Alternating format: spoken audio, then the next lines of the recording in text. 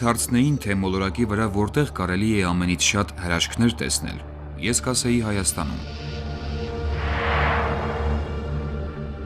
Ըստ ինձ, այստեղ են կենտրոնացած քաղաքակրթության զարգացման համար անհրաժեշտ բոլոր նախապայմանները։ Ռոքվել, Քենթ։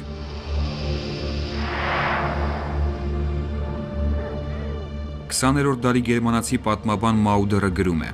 Առաջին մարդիկ, ովքեր երկինքը բաժանել են համաստեղությունների և անվանել դրանք, ապրել են ոչ թե Եգիպտոսում կամ Բաբելոնում, այլ հայկական բարձրավանդակում և Արարատ սարի շուրջ։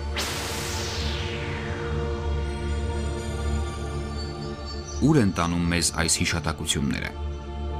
Միթե դրանք պատահական գրառումներ են։ Մարդկության հնագույն պատմության մեջ շատ հանելուկներ ու հարցեր կան, որոնք դեռ անպատասխան են։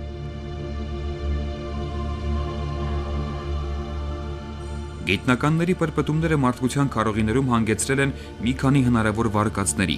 սակայն ազգերի պատմությունները վերանայելու անհրաժեշտություն միշտ էլ կա։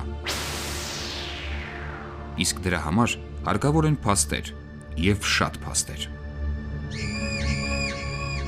Շատ գիտնականներ գրում են, որ Մեծ բուրգերը, Սթոունհենջը, Սֆինքսը և ուրիշ մեծ հին մոնումենտներ Եվրոպայում, Եգիպտոսում, Ամերիկայում և այլուր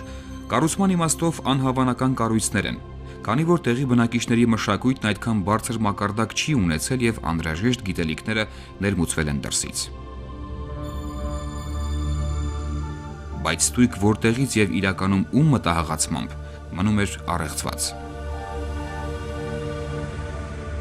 Եվ ահա ևս մեկ առեղծված, այս անգամ հայկական լեռնաշխարհում։